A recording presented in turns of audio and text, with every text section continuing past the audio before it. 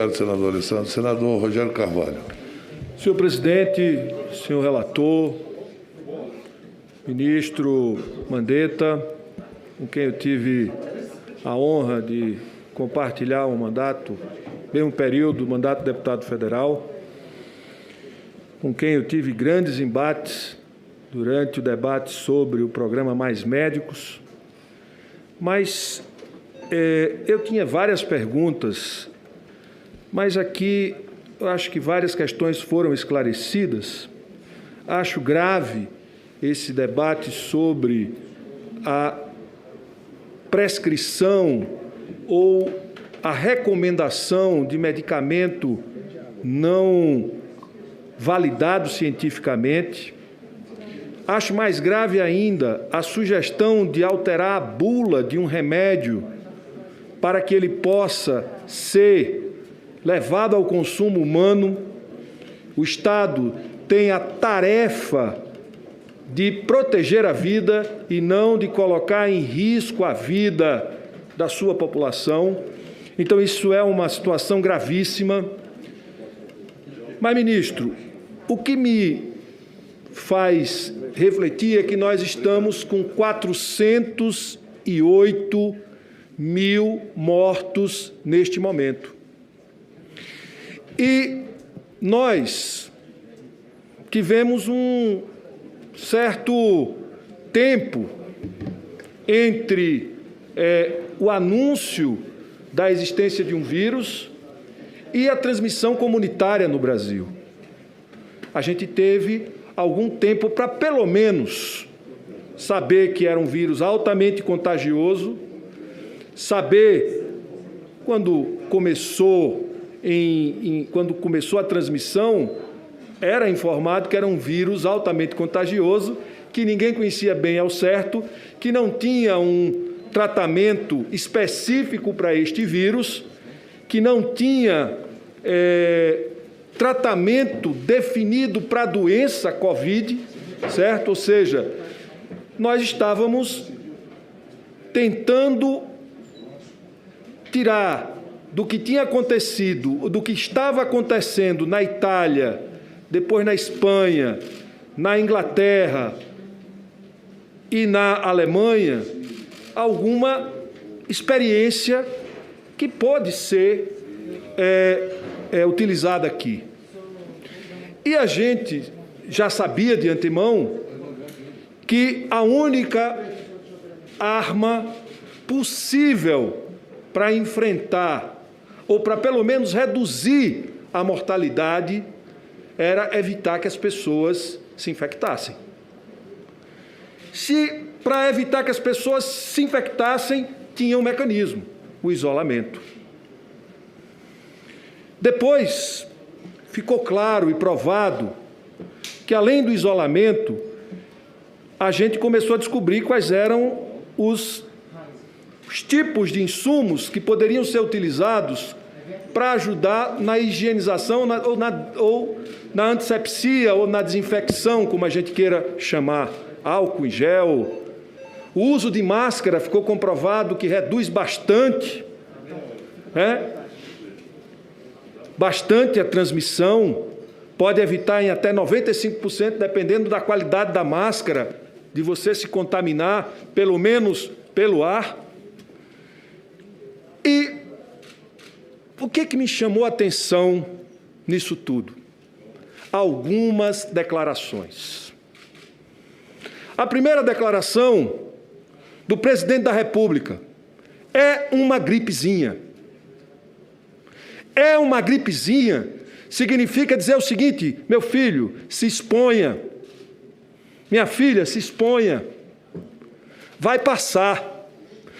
Porque uma gripezinha, como disse o senador, que eu estou aqui desde o começo, Omar Aziz, que a minha mãe me dava limão com mel, ou mel com chá de alho e limão, certo?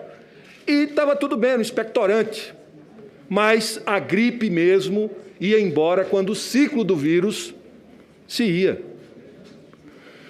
E ele passou essa ideia para a opinião pública. Depois, O que é mais grave ainda é o ministro do Desenvolvimento Social do governo Jair Messias Bolsonaro, médico, ex-presidente do Conselho Nacional de Secretários Estaduais de Saúde, presidente do CONAS, ex-secretário de Saúde do Rio Grande do Sul, Osmar Terra, vai a público e diz: vai morrer menos do que morreu com H1N1. Toda epidemia tem um ciclo. Vão morrer 900 pessoas.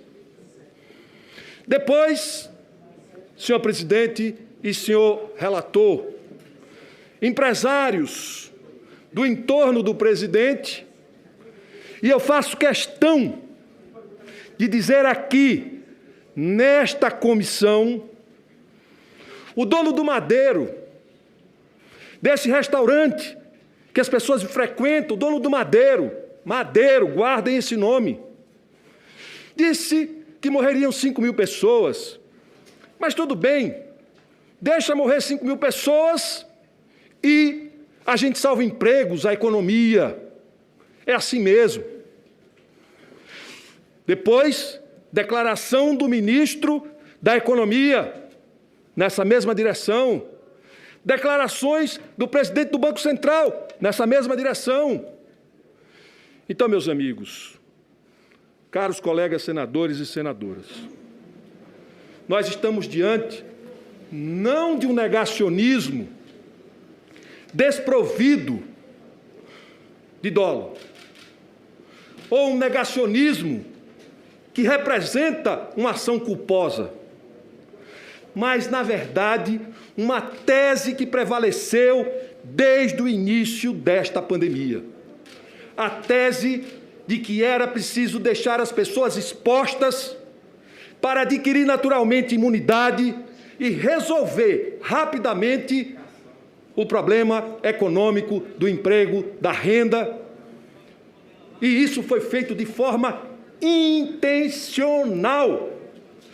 Porque, se não fosse intencional, senador Ciro Nogueira, o presidente não saía passando a mão no nariz e pegando na mão das pessoas. O presidente não aglomeraria. O presidente não sairia final de semana no entorno de Brasília para aglomerar. O presidente não faria decreto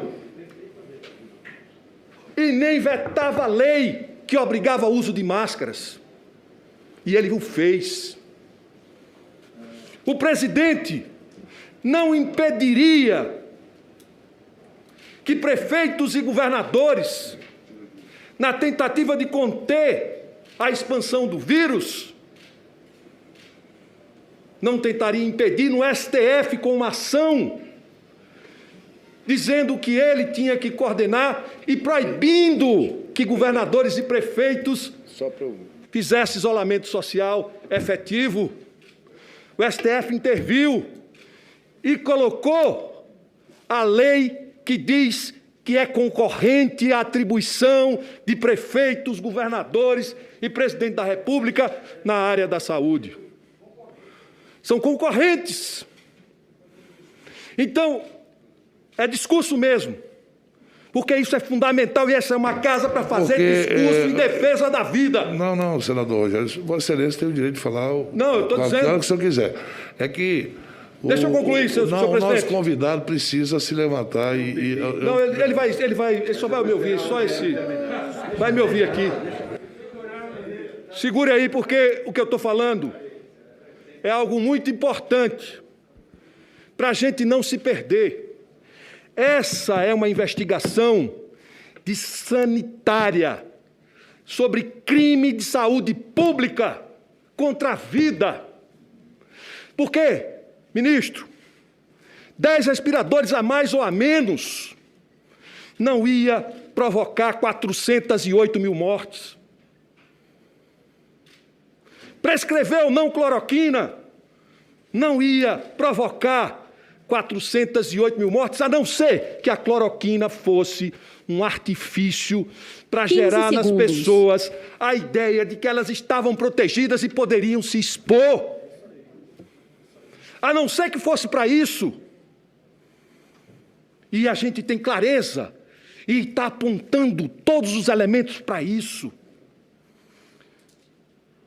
Então, se a gente pegar todos os eventos e todas as falas do presidente e da sua equipe, agiu como promotor da expansão da pandemia, porque por trás tinha uma tese da imunidade de rebanho, que a gente trabalha como conceito de imunidade de rebanho com vacina. É com vacina. E não expondo as pessoas a uma câmara de vírus, transformando o Brasil num meio de cultura para novas cepas. E para concluir, no orçamento de 2019, não tinha, senador Renan Calheiros, recurso para Fiocruz. Foi preciso a oposição, Humberto Costa. Eu estava lá no Congresso, tensionar para colocar 2 bilhões no orçamento da União para aprovar o orçamento de 2019 para 2020, que é o dinheiro da transferência de tecnologia. Para a AstraZeneca está aqui hoje. O Brasil, senhor ministro, não tinha plano de imunização até dezembro de 2020. O Brasil deixou de responder 11 correspondências da Pfizer. E sugiro que seja solicitado ao diretor, o ex-diretor da CNN, que tem essa documentação, ou mesmo a direção da Pfizer, esses e-mails que foram mandados para o Ministério da Saúde, oferecendo a vacina no mês de setembro do ano passado, e que o governo não deu a menor bola. Nós só fomos ter, presidente, Plano Nacional de Imunização, sabe quando? Quando o ministro Lewandowski pediu e obrigou que o governo apresentasse o plano de imunização. E aí o presidente mandou uma medida provisória com 20 bilhões de reais para a compra de vacinas. Tarde! Tarde, sabe por quê? Porque a curva fez isso, a gente chegou no final do ano, as pessoas se contaminaram e com uma nova cepa, muito mais contagiosa, e a gente viveu uma explosão, a gente viveu Manaus no Brasil inteiro, senhor presidente. Viveu Manaus no Brasil inteiro. E nós podemos ter agora, olha o outro absurdo para eu encerrar, senhor presidente. Querem transformar educação em atividade essencial. Parece que a crueldade vem de dentro. Senador, já... Vou concluir, senhor presidente. Foi mais de 15 minutos já. Mas eu vou concluir, só por favor. Porque Vossa Excelência, ele não vai nem responder. Ele não precisa responder nada, eu só estou fazendo uma declaração. A questão das escolas, só para eu concluir, senhor presidente, a questão das escolas é essencial. Com essa cepa que pega todos, sabe o que significa, ministro? Uma terceira onda, de proporções inimagináveis.